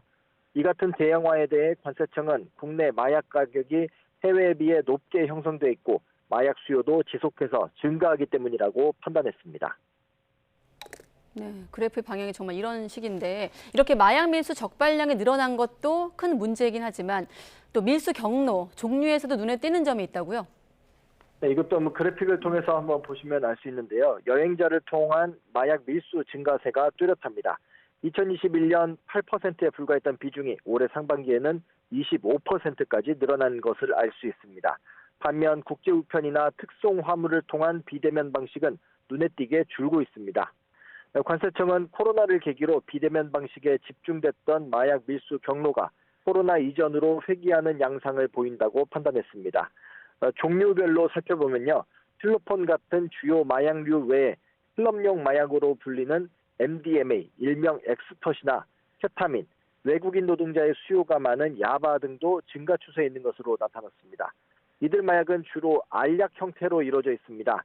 사회 전반적으로 마약 수요가 확대되면서 상대적으로 투약이 쉬운 마약 수요가 증가한 것으로 풀이되고 있습니다. 이런 사회적 분위기를 반영해서 관세청은 휴가철을 맞아 출국 여행객 등을 대상으로 예방 캠페인을 진행합니다. 코로나 엔데믹 전환 이후 첫 여름 휴가철을 맞아 해외에서 마약류 구매나 반입의 위험성을 알리기 위해 마련됐습니다. 지금까지 관세청에서 YTN 양희덕입니다. 네, 서울 신림동에서 행인들에게 흉기를 휘둘러 1명을 숨지게 하고 3명을 다치게 한 혐의를 받는 33살 조모 씨가 사이코패스 진단 검사를 받습니다. 서울 관악경찰서는 오늘 오후 살인과 살인 미수, 절도 등의 혐의로 구속된 조 씨에 대해 사이코패스 진단 검사를 진행하고 있습니다. 검사 결과가 나오기까지 보통 열흘에서 2주가 걸릴 전망입니다. 경찰 조사 결과 조 씨는 지난 2018년부터 지금까지 정신질환으로 치료를 받은 적이 없는 것으로 확인되고 있습니다. 네, 사이코패스 진단 검사 결과는 2주 정도 걸린다고 하고요. 이번 사건 포함해서 잇따른 흉기 난동으로 시민 불안이 커지고 있는 가운데 한밤중에 서울 신림동에서 또 비슷한 신고가 접수됐지만 결국 5인 신고로 결론났습니다. 신림역에서 여성 20명을 살해하겠다는 글이 인터넷에 올라오기도 했는데 경찰이 오늘 새벽 게시물 작성자를 긴급 체포했습니다. 이어서 김대겸 기자의 보도입니다. 경찰관들이 주변을 수색하고 대로변에는 불안한 시민이 모여 있습니다. 어젯밤 11시쯤 서울 신림역 인근에서 흉기 난동이 났다는 신고가 경찰에 또 접수된 겁니다. 4명 사상자가 난 신림동 사건이 발생한 지 불과 사흘 만에 비슷한 신고가 접수된 터라 시민들의 불안감은 컸습니다. 골목으로 들어가려고 하는데 반대편에서 사람들이 막 뛰어오고 있었어요. 저는 최소한 5명 정도 뛰어오고 있었는데 그래서 그 뛰어오면서 저한테 뭐 저쪽에서 칼부림 났다고 그래서 저도 이제 듣자마자 친구들한테 도망가자고. 신고를 받고 출동한 경찰과 소방은 1시간 넘게 골목과 주변을 순찰하며 CCTV까지 확인했지만 용의자를 찾을 수 없었습니다. 저희 공동대응으로 나간 건데 저희는 특별한 거는 없었거든요. 신고 내용에 비해서 그 경찰한테 한번 문의 한번 해보세요. 결국 경찰은 5인 신고로 사건을 종결했습니다. 온라인에 신림동 여성 살해 예고글을 올린 용의자 A씨는 긴급 체포됐습니다. 전날 인터넷 커뮤니티에는 흉기를 구매한 내역과 함께 내일 신림역에서 한국 여성 20명을 살해하겠다는 내용의 게시글이 올라왔습니다. 이후 경찰 수사가 시작되자 A씨는 글을 삭제하고 112 신고로 자수 의사를 밝혔습니다. 경찰은 A씨를 상대로 자세한 범행 동기를 수사하고 있습니다. YTN 김대겸입니다. 네, 그런가 하면 폭행죄를 저질러 집행유예 기간에 상습적인 묻지마 폭행을 저지른 30대가 경찰에 구속됐습니다. 제주 동부경찰서는 길에 서 있는 노인을 이유 없이 폭행하는 등 4명을 때려 다치게 한 혐의로 30대 A씨를 구속했습니다. A씨는 지난 16일 제주시의 한 건널목을 건너던 70대 여성을 폭행한 것을 비롯해 지난 9일부터 모두 4번에 걸쳐 묻지마 폭행을 저지른 혐의를 받고 있습니다. 중국 보이스피싱 조직의 발신 전화번호를 바꿔주는 중개기를 운영한 일당이 재판에 넘겨졌습니다. 검찰은 오늘 사기와 범주단체 가입 등의 혐의로 중개기 관리 총책 30대 태국인 남성 A씨 등 20명을 구속 기소하고 범행에 가담한 5명도 재판에 넘겼습니다. 이들은 지난해 9월부터 9개월 동안 보이스피싱 중국 총책에게서 받은 중개기를 통해 해당 조직이 거는 전화번호를 070에서 010으로 변조해주고 수당으로 수천만 원을 챙긴 혐의를 받고 있습니다. 이들은 사무실 26곳을 운영하면서 기존의 중개기보다 훨씬 작고 전파 탐지에도 걸리지 않는 신형 중개기를 쓴 것으로 나타났습니다. 이른바 김치 프리미엄을 노리고 13조 원대 외화를 국외로 불법 유출하고 3,900억대 이득을 챙긴 가상자산 투기 일당이 검찰에 적발됐습니다. 검찰은 오늘 지난해 8월부터 관세청과 금융감독원과 함께 가상자산 투기 세력을 집중 단속한 결과 불법 외환 유출 사범 A씨 등 49명과 금융회사 직원 7명을 재판에 넘겼다고 밝혔습니다. A씨 등은 재작년 4월부터 지난해 7월에 걸쳐 김치 프리미엄을 악용해 한국에서 수익을 낸 뒤 해외로 불법 송금한 혐의를 받고 있습니다. 이들이 해외로 송금한 외화는 13조 원 규모로 이 과정에서 챙긴 부당 이익은 최소 3,900억 원에 달할 것으로 추정되고 있습니다. 정체를 알 수 없는 해외 우편물에 대한 신고가 전날보다 600여 건 늘어난 것으로 파악됐습니다. 경찰청은 오늘 새벽 5시 기준으로 지난 20일부터 전국에서 관련 신고가 전날보다 652건 증가한 2,793건 접수됐다고 밝혔습니다. 북한이 심야에 또 탄도미사일 2발을 발사했습니다. 제주 해군기지에 기항 중인 미국 핵 잠수함에 대한 반발 성격으로 보입니다. 임성재 기자가 보도합니다. 미국 핵추진 잠수함 아나폴리스함이 제주 해군기지에 기항한 당일 밤 11시 55분쯤 북한은 동해로 단거리 탄도미사일 2발을 기습 발사했습니다. 평양 일대에서 쏜 미사일은 400여 킬로미터를 비행한 뒤 동해에 떨어졌습니다. 북한은 한미 확장 억제 협의체인 핵협의그룹 NCG 출범과 미국 전략 핵잠수함 SSBN 켄터키함의 기항 이후 기습 도발을 이어오고 있습니다. 지난 22일 새벽에는 서해로 순항미사일 여러 발을 쐈고 지난 19일 새벽에는 동해로 단거리 탄도미사일 2발을 발사했습니다. 연장선상으로 보이는 이번 도발은 제주 해군기지에 입항한 미국의 LA급 핵추진 잠수함 아나폴리스함에 대한 반발이란 해석이 나옵니다. 대함 대잠 임무를 수행하는 아나폴리스함은 켄터키함처럼 핵무기를 탑재하진 않지만 수적으론 미국 원자력 잠수함의 주축을 이룹니다.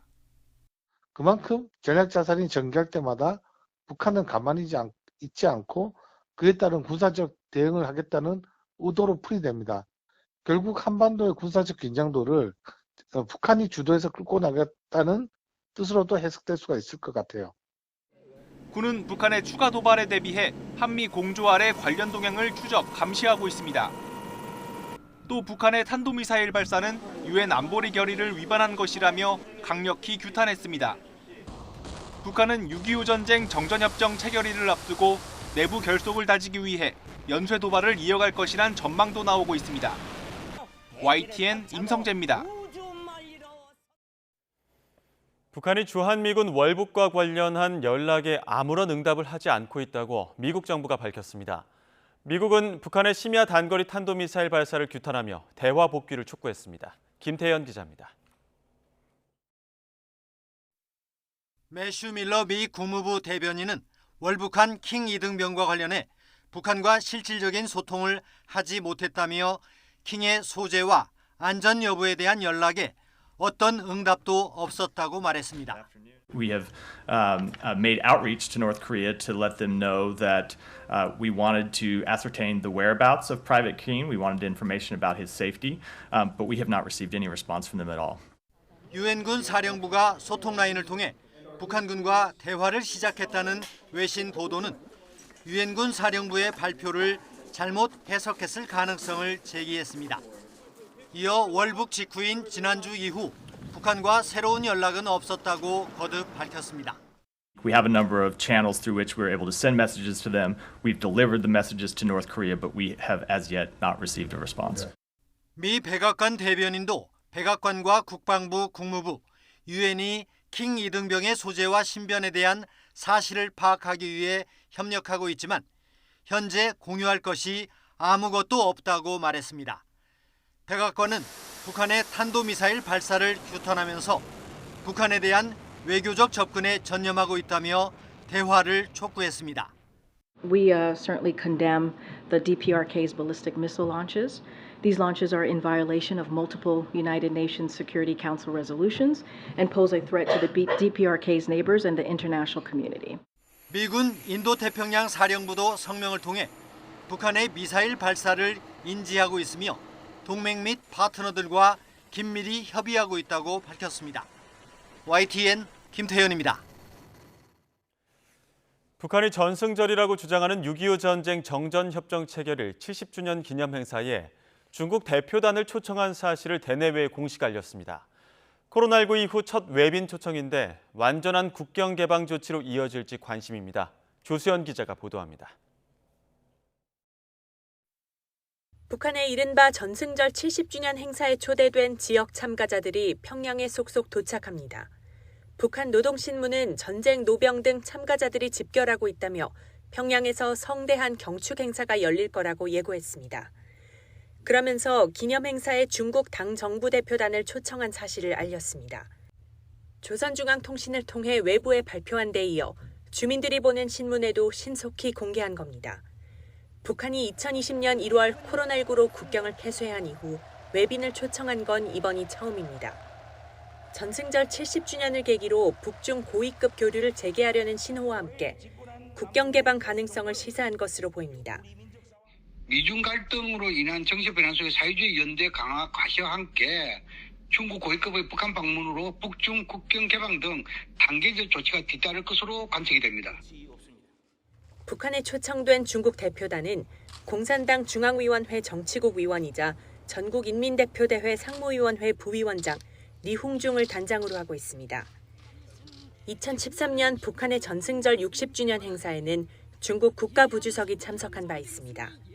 또 가장 최근 중국 대표단이 참석한 북한의 정치 행사는 2018년 9월 정권 수립일 때였는데 당시 정치국 상무위원이 방북했습니다.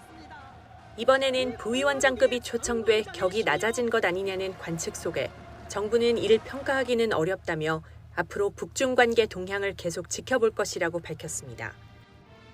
한미일 북핵 수석대표도 3자 유선 협의를 통해 북한의 탄도미사일 도발을 규탄하면서 중국 대표단의 방북 등 정전협정 70주년을 앞둔 북한의 동향에 대해 논의했습니다. YTN 조수연입니다.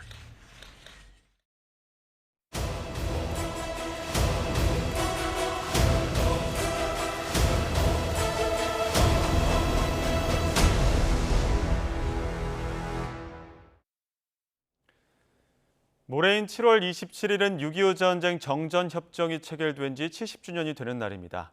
YTN은 어제부터 기획보도를 보내드리고 있는데요.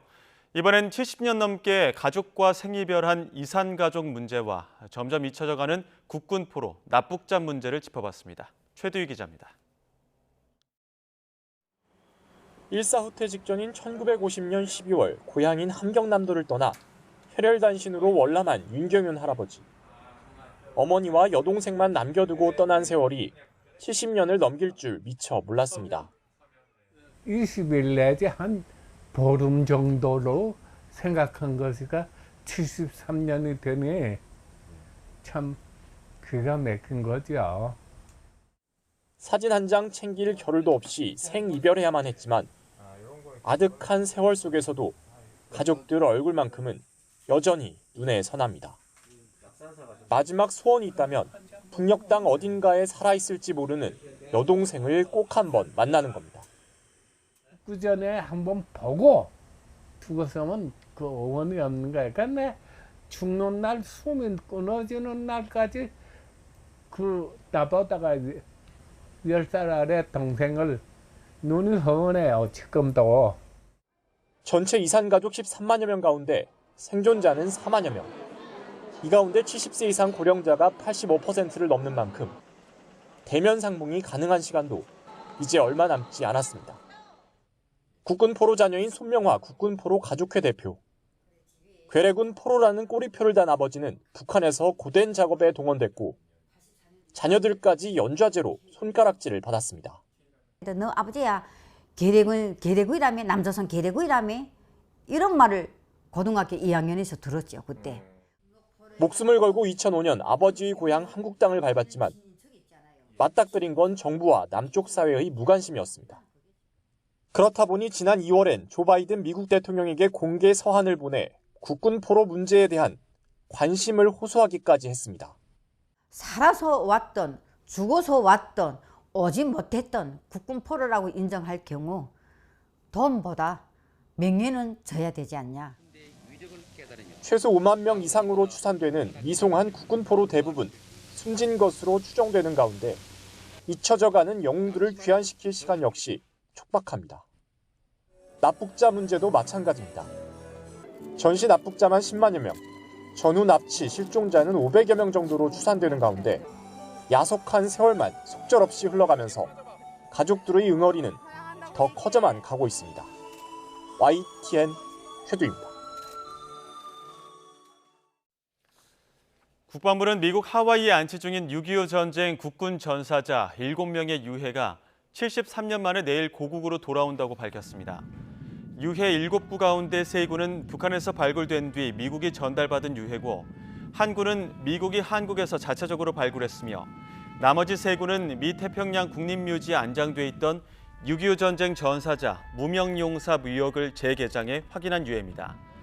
유해 7구는 공군 다목적 공중급유 수송기를 통해 국내로 봉환될 예정인데 한국 방공 10개월 구역에 진입할 때부터 공군 F-35A 전투기 편대의 호위를 받아 서울공항에 도착한 뒤 유해 봉환식이 거행됩니다.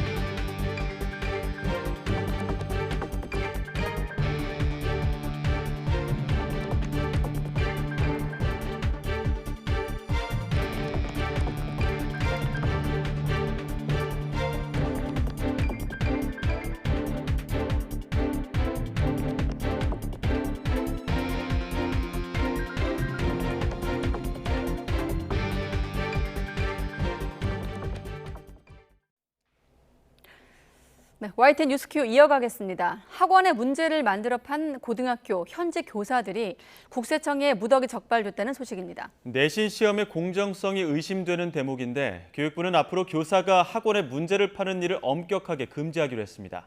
김연아 기자가 보도합니다.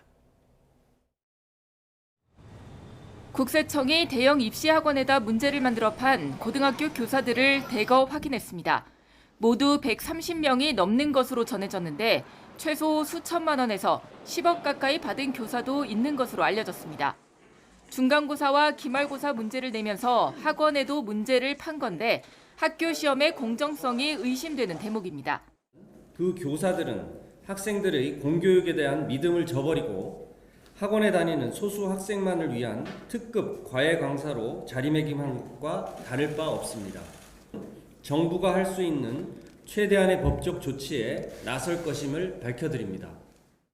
교육부는 적발된 교사들에 대해 영리행위 겸직 허가를 받았는지 검증하고 허가 없이 돈을 받았다면 모두 징계위에 회부해 엄중 징계할 예정입니다.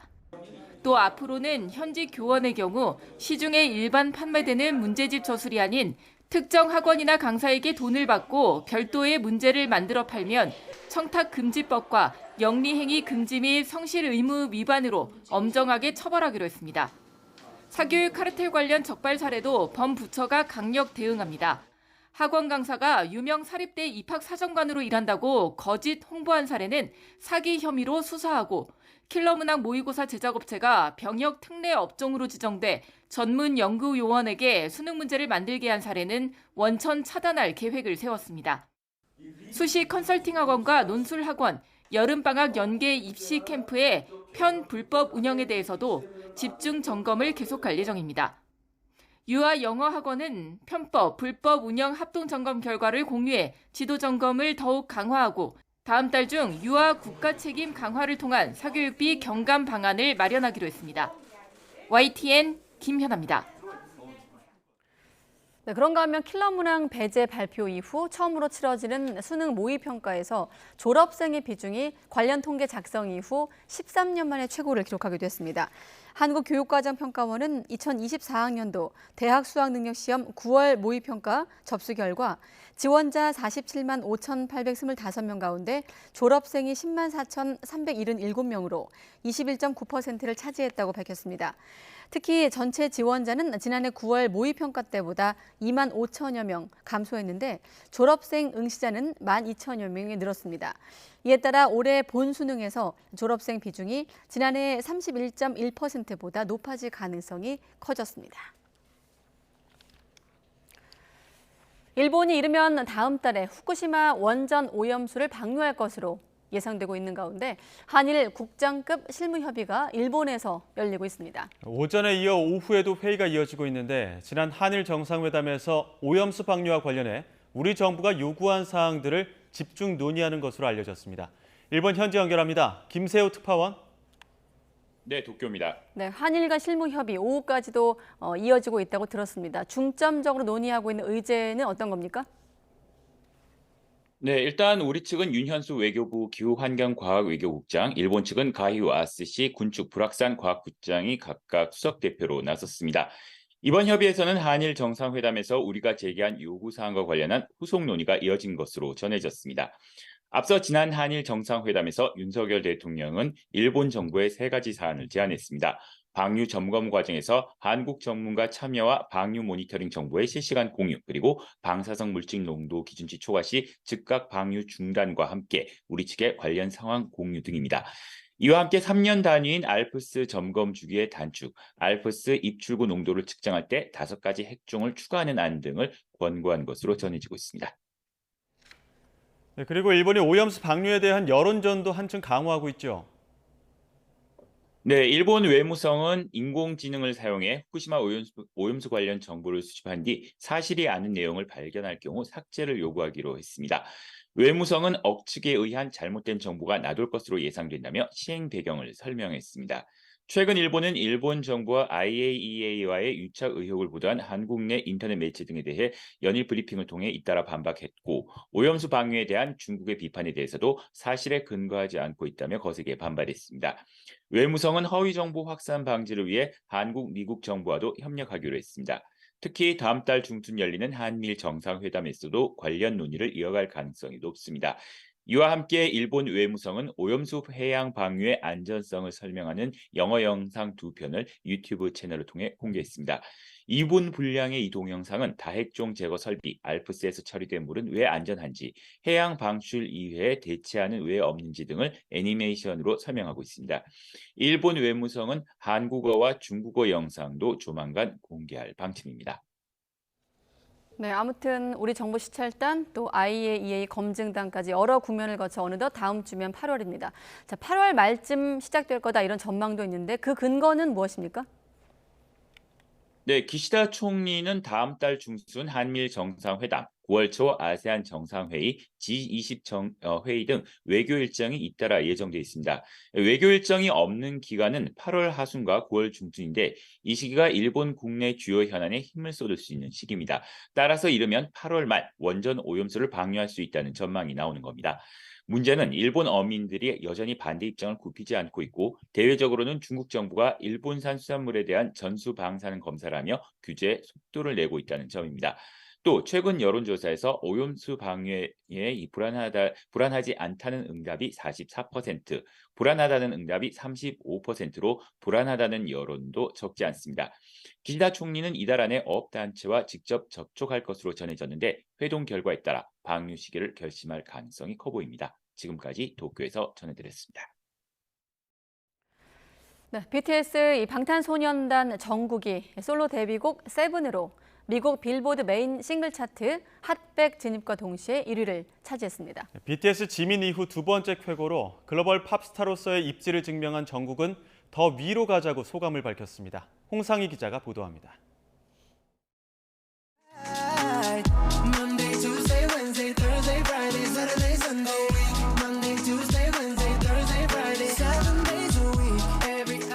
그룹 방탄소년단의 황금막내 정국이 K-팝 역사를 다시 썼습니다.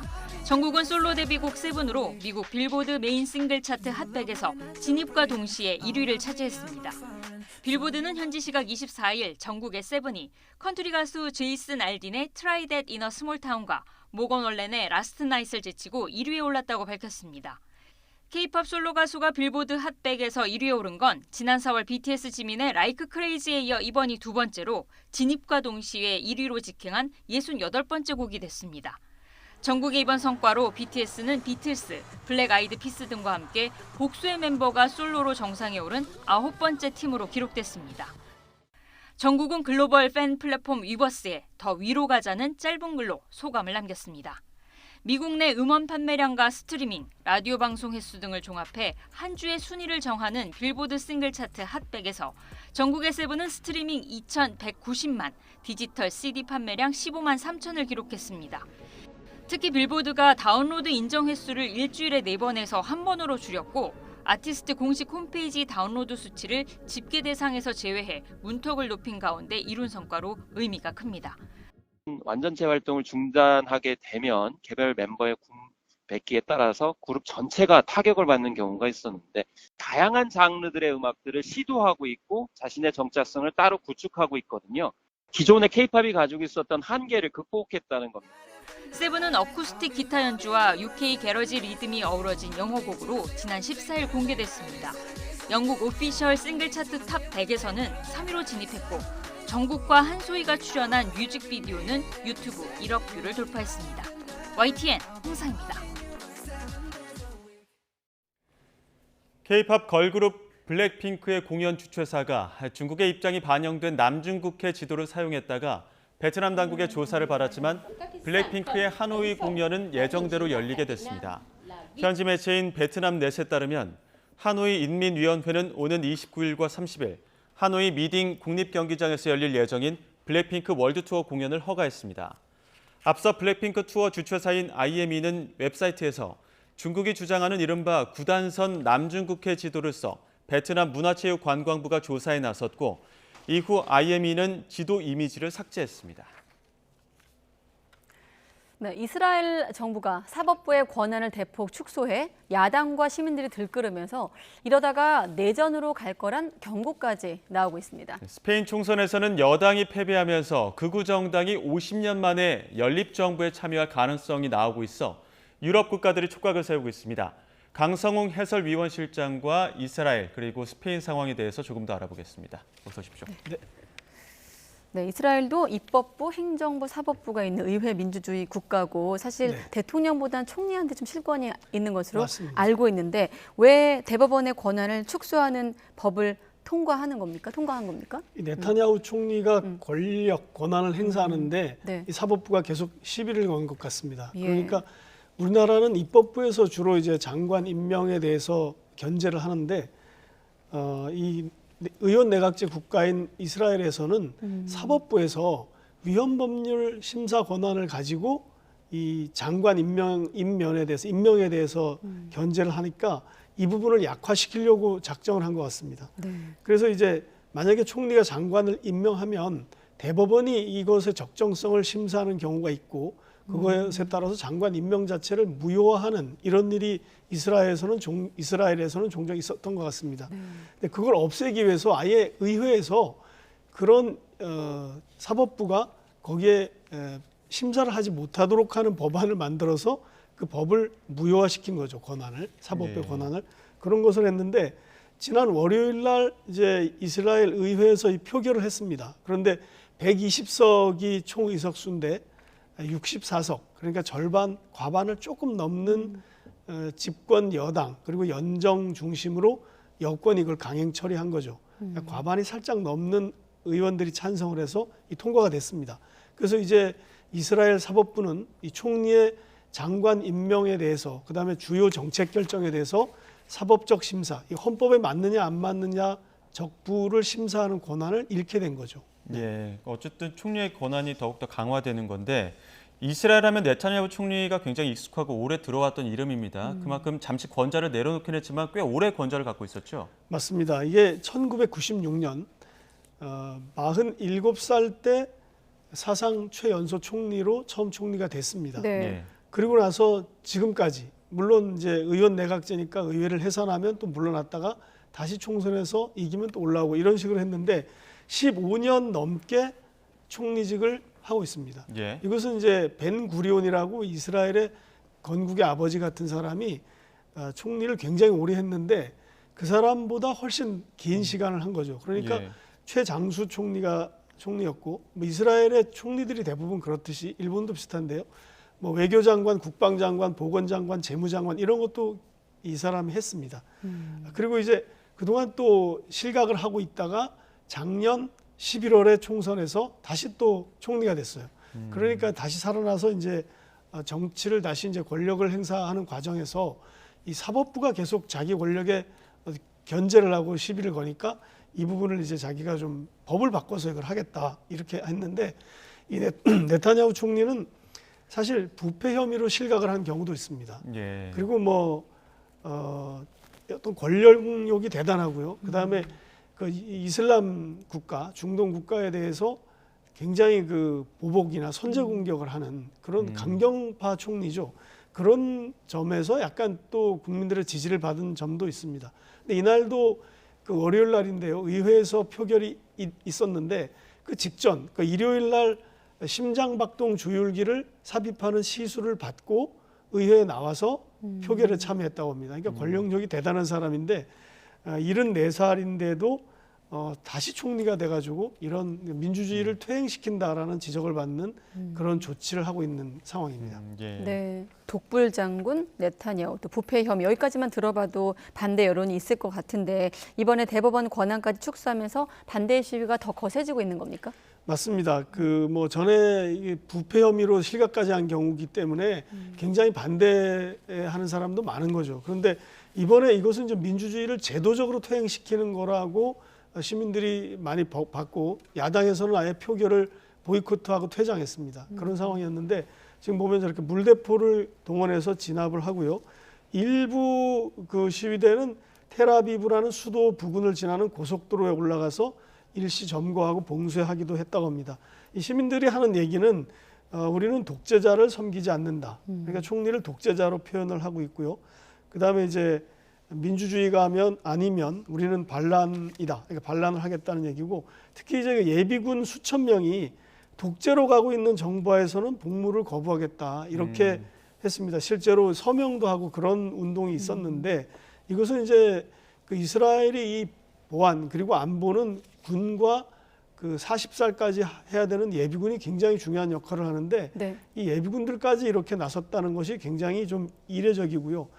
야권의 지도자들이 나서서 이것이 굉장히 이스라엘의 민주주의를 파괴하는 행위다라고 비판을 했고, 또 올메르트 전 총리라는 사람은 이건 시민 불복종을 해서 시민 불복종을 야기해서 내전으로 가는 거다 이렇게 강력하게 경고를 하기도 했습니다. 이 사람이 지금 그 말을 한 올메르트 전 총리고 이제 정치권의 중심에서 멀어진 것 같지만 굉장히 그 야권의 지도자로 역할을 하고 있는데 민주주의의 근간을 위협하고 그리고 이스라엘을 내전 상황으로 몰고 가는 거다 이렇게 경고를 한 야권의 지도자입니다. 예, 이렇게 격한 반발을 예상 못한 건 아닐 텐데 그럼에도 이렇게 사법 정비를 강행한 근거 명분은 어디에 있습니까?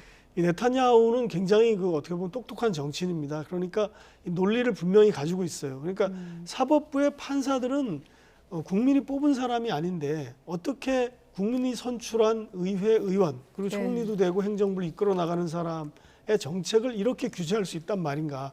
이게 논리입니다. 예. 그래서 이제 그런 논리로 시작을 해서 삼부 간 균형을 이루는 거다 이것은. 그래서 이 사법부가 과도한 권한을 행사하고 있다는 것을 주장하는 거죠. 그리고 이제 지금 다수당이 리쿠드당이 주도하는 연정인데 연정이라는 다수의 대변자가 정책을 하지 못하는 것은 적절하지 않다라고 얘기하면서 이것은 민주주의의 종말이고 퇴행이라고 주장을 하는데 이것이야말로 민주주의의 기본이다 이렇게 반론을 펴고 있습니다.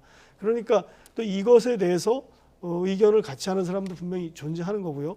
그 다음에 네타냐후는 이제 뭐 아주 극우적인 보수적인 인사답게 예비군들에게는 이렇게 말했습니다. 예비군은 정치적 논쟁과 논쟁에 휘말려서는 안 된다. 즉시 계속 근무를 해야 된다. 어떠한 정치적 의견 충돌에서 벗어나 있어야 되고 우리 이스라엘에게는 하나의 민족과 하나의 국가가 있을 뿐이다. 이렇게 호소를 했습니다. 네. 자, 이 같은 네타냐후의 독불 장군식 행동에 대한 내부 반응은 그런데 미국도 반대하고 있다고요? 그렇습니다. 사실 이게 작년 11월에 네타냐후가 총리가 되고 나서 12월쯤에 됐죠. 선거는 11월이었지만 사실 올 초부터 이 사람이 이걸 추진했는데 네. 미국이 1월 달부터 이것에 대해서 좀 문제가 있다라는 신호를 계속 보냈고요.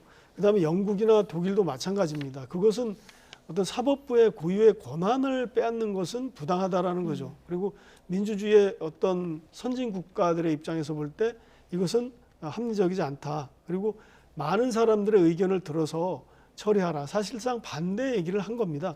그 바이든 대통령이 특별히 이런 얘기를 몇 번 했고요. 이 조치가 그 의회에서 통과되자마자 짱피에르 백악관 대변인은 이 바이든 대통령의 입장을 대변하는 성명을 냈습니다. 이스라엘의 죄송합니다. 이스라엘의 평생 친구인 조 바이든 대통령은 그동안 민주주의에서 주요한 변화가 있으려면 가능한 광범위한 동의가 있어야 된다. 이렇게 말했다. 좀 어려운 말이지만 네. 하여튼 동의를 광범위하게 받지 않고 충분히 숙고하지 않은 채 사법부의 중요한 핵심 권한을 빼앗는 것은 민주주의에 어긋난다 이렇게 지적을 한 겁니다. 그리고 이제 좀 더 많은 대화를 해야 되고 미국이 어떻게 보면 내정 간섭 같은 말을 하는 겁니다. 이스라엘과의 어떤 그 독특한 관계지 않습니까? 그래서 이스라엘 국내 정치에 대해서 이렇게 분명히 얘기를 하고 만약에 이렇게 하면 그 어떤 미국은 네타냐후 총리가 대통령 그리고 다른 지도자들 야당 지도자들이겠죠. 그 사람들과 좀 더 충분히 대화하는 것을 지지할 거다. 그러니까 이거 약간 좀 이스라엘 총리를 비판하는 그런 말을 한 겁니다. 그렇게 내정 간섭에 가까운 반대 입장을 내는 이유는 결국에는 미국의 어떤 중동 정책에 부담이 되기 때문 아닙니까? 맞습니다. 이게 지금 중동에서 미국의 영향력은 쇠퇴하고 있습니다. 계속 쇠퇴하고 있고요. 뭐 아프가니스탄도 중동으로 본다면 아프가니스탄에서 미군이 철수할 때 보여줬던 그 굉장히 수모와 같은 그런 그 철수 작전이 아주 상징적이고요. 또 최근에 오페크의 증산을 요청해도 사우디가 반대하고요. 그다음에 카슈크지 그 암살 사건을 계기로 사우디와 굉장히 멀어지고 특히 이제 그 카슈크지는 빈살만 왕세자 실권자죠. 사우디 실권자 그 빈살만은 카슈크지 사태 이후로 중국과도 굉장히 가까워지고요. 그리고 좀 우리나라에도 물론 다녀갔습니다만 미국과 거리를 두고 좀 서먹한 관계를 유지하고 있습니다. 그런데 이제 문제는 이 틈을 계속 중국이 파고들어서 중국이 경제 지원을 하면서 중동을 끌어들이는 그러니까 미국의 공백을 중국이 메우는 이런 일을 하고 있습니다. 근데 이런 와중에 이스라엘과 미국 관계가 나빠지고 이스라엘이 이렇게 말썽을 계속 일으키는 거죠. 그러니까 미국도 굉장히 불편한데 사실 이스라엘에 대한 어떤 영향력을 행사해서 중동 사태를 어떤 진정시키는데 미국의 어떤 국력이 예전만 같지 않다 이렇게 생각하면 될 것 같습니다. 네, 독불 장군 네타냐후로 좀 혼란을 겪고 있는 이스라엘 보셨고 스페인 같은 경우는 독재자가 사망하면서 75년에 민주주의로 국가로 바뀐 것으로 맞습니다. 알고 있는데 그러고 나서 극우 세력이 한 번도 정부에 참여하지 못했다가 이번에 좀 변화가 있는 겁니까? 어떻습니까? 어떤 기회가 왔습니다. 지금 이제 75년에 프랑코 총통이 독재 정권이 만로를 끝내고 이제 민주화가 됐는데요. 네. 굉장히 늦은 겁니다. 사실 75년이라는 것은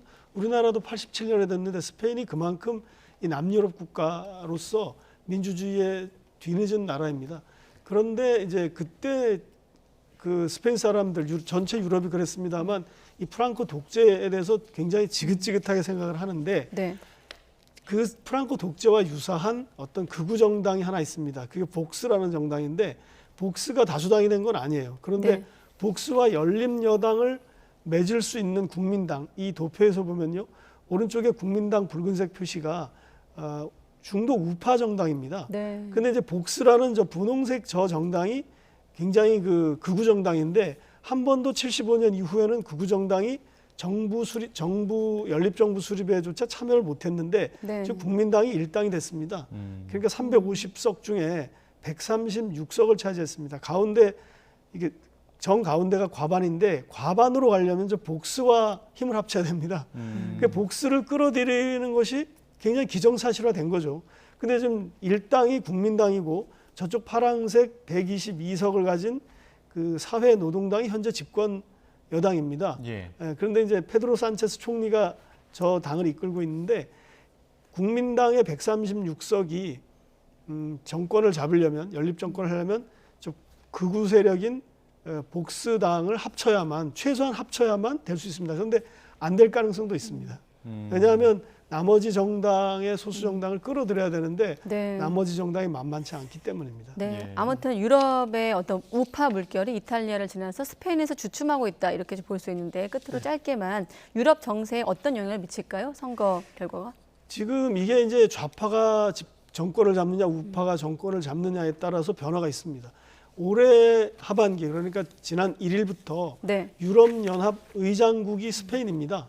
그래서 약간 의제 설정 권한 같은 게 있는데 만약에 지금 이 페드로 산체스 현재 총리입니다. 네. 이 사람은 이제 아까 파란색이든 사회노동당 당수이면서 총리인데 이 사람이 계속 집권을 하면은 현재 어떤 이민자 정책이라든지 그다음에 우크라이나 정책이라든지 그다음에 기후 위기에 대한 대응 차원의 정책이라든지 이런 것이 그냥 그대로 갈 수 있는데 만약에 저 국민당을 위시한 복스 정당까지 참여하는 당이 된다면 네. 이제 북아프리카에서 오는 그 이민자 난민 정책이 굉장히 강경해질 거고요.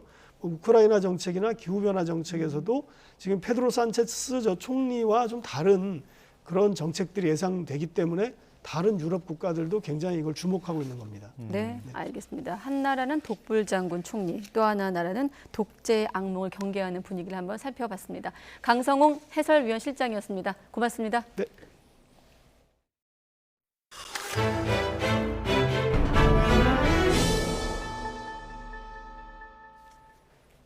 러시아에서 성전환 수술을 불법화하는 법이 블라디미르 푸틴 대통령의 최종 서명을 통해 정식으로 도입됐습니다. 푸틴 대통령은 공식 문서와 공공기록상 성별 변경은 물론 성전환을 위한 의료적 개입을 허락하지 않는 내용의 법안에 서명했습니다. 이 법의 유일한 예외는 선천성 기형을 치료하기 위한 목적의 수술입니다. 상하원 만장일치로 통과된 이 법은 2명 중 1명이 성전환을 한 커플의 결혼을 무효로 하고 성전환자가 자녀의 양육자가 되거나 입양 부모가 되는 것도 금지합니다. 러시아에서는 10년 전 푸틴 대통령이 러시아 정교회의에 전통적 가족 가치를 지키겠다고 선언한 뒤 성소수자 탄압이 본격화됐습니다. 미국 공화당 소속인 텍사스 주지사가 남부 국경 리오그란데 강에서 미 입국자를 차단하기 위한 수중 장벽 설치 작업을 강행해 논란이 일고 있습니다. 조 바이든 행정부는 이를 중단하라고 요구했지만 주지사가 이를 묵살하면서 결국 법정 다툼으로 이어지게 됐습니다. 김진호 기자의 보도입니다. 미국 텍사스주는 지난 8일부터 국경도시 이글패스 강둑에 300여 미터 길이로 부표를 연결해 수중장벽을 설치하는 작업을 벌이고 있습니다. 불법 이주민이나 밀수범 등을 막기 위한 것입니다. 미 법무부는 지난 20일 텍사스주에 부유식 장벽을 철거하라고 요구했지만 그레그 에벗 텍사스 주지사는 장벽 설치 강행 의지를 밝혔습니다. 에벗 주지사는 바이든 대통령에게 보낸 서한에서 지난주 법무부가 서한을 보내 텍사스주를 고소하겠다고 위협했다며 법정에서 대통령을 만날 것이라고 했습니다. 그러면서 이 모든 것은 대통령이 침략으로부터 국가를 방어해야 할 헌법상의 의무를 위반했기 때문에 일어나고 있다며 바이든 대통령을 공격했습니다. 그러자 미국 법무부는 부유식 장벽에 대해 하천 및 항만법 위반이라며 소송을 제기했습니다. 바이든 행정부는 부유식 장벽이 항해와 공공안전에 위협을 가하고 인도주의적 우려를 불러일으키며 미국의 외교 정책을 훼손할 위험이 있다고 비판했습니다. And what you see the governor doing is dangerous and unlawful, and it's actually hurting the process. It's hurting the process of what we're trying to do. 텍사스주는 2021년 3월부터 론스타 작전이라는 이름으로 병력 수천 명을 국경에 배치해 미립국자를 단속하는 정책을 펴왔습니다. 이에 더해 리오그란데 강 일대에 부표와 날카로운 철조망을 설치하는 등 국경 경비를 더욱 강화하고 있습니다. 텍사스 주지사는 1995년부터 30년 가까이 공화당이 독식해왔으며 에벗 주지사는 지난해 3선에 성공해 2015년부터 9년째 주지사를 맡고 있습니다.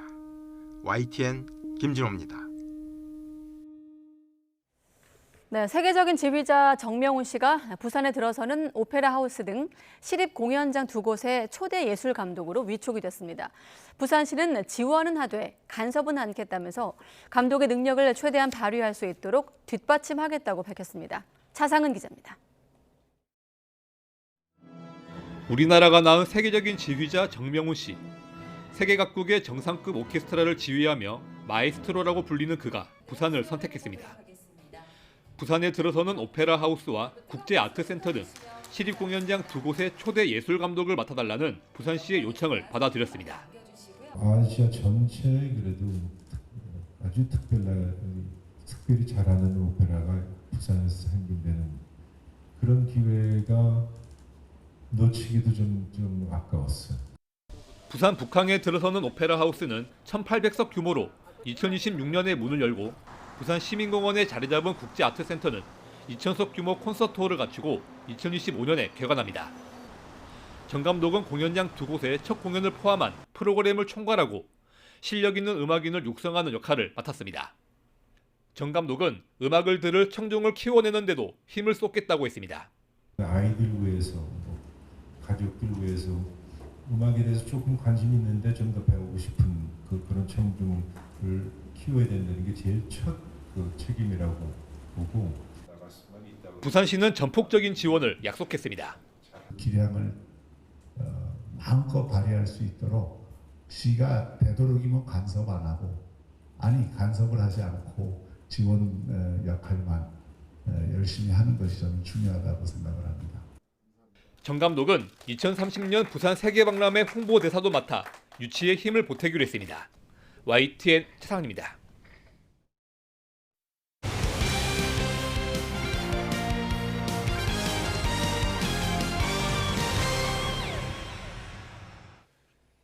황선홍 감독이 이끄는 아시안게임 축구대표팀이 전격적으로 소집 훈련을 시작했습니다. 이번 아시안게임에서는 VAR이 도입되지 않을 가능성이 커서 대표팀에는 또 하나 부담이 될 것으로 보입니다. 김동민 기자입니다. 아틀레티코 마드리드와의 평가전에 참가하는 선수들과 이강인을 제외한 14명의 선수들이 모였습니다. 자격 논란이 있었던 이상민 선수도 명단에서 제외하고 모일 수 있는 선수만이라도 모여 손발을 맞춰보겠다는 감독의 의지입니다. 수비 포백에 대한 훈련을 조금 진행을 할 거고 공격은 피니시 훈련 위주가 될 계획입니다. 아시안게임은 주체가 AFC가 아니라 OCA입니다. 때문에 VAR, 즉 비디오 판독이 도입되지 않을 가능성이 크다는 것은 대표팀에게 악재입니다. 지난달 중국과의 평가전에서 골라인을 넘어간 공을 중국 선수들이 계속 플레이하며 득점한 것을 심판이 그대로 인정한 것처럼 한 번의 오심으로 경기 흐름은 물론 결과까지도 바꿔버릴 수 있기 때문입니다. 전에 있던 아시안게임에서도 분명히 VAR이 없었기 때문에 없더라도 저희가 해야 될 거를 하고 또 이제 그에 맞게끔 또 저희가 준비를 잘 해야 될 것 같아요. 김민재와 손흥민, 황의조와 황희찬, 황인범과 나상호 등이 포진했던 지난 아시안게임 명단과 비교하면 이번 대표팀의 무게감이 부족한 것이 현실입니다. 하지만 이강인의 합류로 공격에서 힘을 얻었고 백승호, 박진섭, 서령우라는 와일드카드는 단단한 수비와 중원의 힘을 보탭니다. 지금 저도 그렇고 승우나 영우 같은 부분도 지금 리그에서 잘하고 있고 그러다 보니까 선수들이랑 다 같이 준비를 잘하면 또 좋은 성적을 거둘 수 있지 않을까 싶습니다. 무도회에도 아랑곳하지 않고 조금이라도 더 조직력을 높이려는 간절함이 훈련장을 메우고 있습니다. YTN 김동민입니다. 우리나라 여자 축구대표팀이 월드컵 첫 경기에서 콜롬비아에 2대0 완패를 당했습니다. 콜린 벨 감독이 이끄는 대표팀은 조 2위 확보를 위해 가장 중요했던 조별리그 H조 1차전에서 전반에만 2골을 내주며 힘없이 졌습니다. 앞서 같은 조 최강 독일이 모로코를 6대0으로 대파하면서 우리나라는 조 2위까지 나갈 수 있는 16강 진출 가능성이 희박해졌습니다. 스코틀랜드 프로축구 명문 구단 셀틱이 우리나라 선수 양현준과 권혁규를 영입했다고 공식 발표했습니다. 두 선수 모두 계약 기간은 5년이고 이적료를 공개하진 않았지만 양현준은 약 35억 원, 권혁규는 14억 원 정도로 알려졌습니다. 셀틱에는 올해 초 입단한 국가대표 공격수 오현규가 이미 활약하고 있어 20대 초반의 세 선수가 함께 뛰게 됐습니다. 수영 중장거리 기대주 김우민이 남자 자유형 800m에서 11년 만에 박태환의 한국 기록을 넘어섰습니다. 김우민은 일본 후쿠오카에서 열린 세계 수영 선수권 대회 800m 예선 2주에서 7분 47초 69로 1위로 골인해 종전 박태환 기록을 2초 24 앞당긴 한국 신기록을 세웠습니다. 다른 조 선수들에게 밀려 8명만 나가는 결승에 오르지 못한 김우민은 그러나 지난 6월 자신의 기록을 한 달 만에 2초 넘게 단축하며 새로운 한국 기록의 주인공이 됐습니다. 오늘 낮 동안 서울에는 구름만 지났지만 지금도 충북과 영남 지역을 중심으로는 비가 오고 있습니다. 특히 경북 김천에는 시간당 40mm에 달하는 호우가 쏟아지고 있는데요. 오늘 저녁까지는 비가 요란하게 오는 곳이 있겠지만 내일부터는 장마가 전국적으로 소강 상태에 들겠습니다. 다만 강한 소나기에는 주의하셔야겠는데요. 이 비는 내일 오전까지 수도권과 영서에 많게는 80mm가 더 오겠고요. 내일 종일 전국에 소나기가 예상됩니다. 시간당 최대 60mm로 매우 강하게 쏟아질 수 있겠는데요. 최근 많은 비가 내렸던 만큼 계속해서 안전에 유의하시기 바랍니다. 이 장맛비가 그치면서 내일도 찜통더위가 기승을 부리겠습니다. 내일 아침 기온 살펴보면 서울과 광주 25도, 대구는 24도 예상되고요. 낮 기온 살펴보면 서울 30도, 광주와 대구 32도 보이겠습니다. 체감온도는 더욱 높겠습니다. 금요일까지 전국 곳곳에 소나기가 지날 수 있겠고요. 이후에는 제5호 태풍 독수리가 변수가 되겠습니다. 우리나라에 직접 영향은 없겠지만 태풍이 비구름을 남기면서 다가오는 주말 중부에 다시 강한 비가 올 수 있겠습니다. 날씨였습니다. 가장 빠른 종합뉴스 뉴스큐 마치겠습니다. 이어서 이브닝 뉴스가 방송됩니다. 시청해주신 여러분 고맙습니다.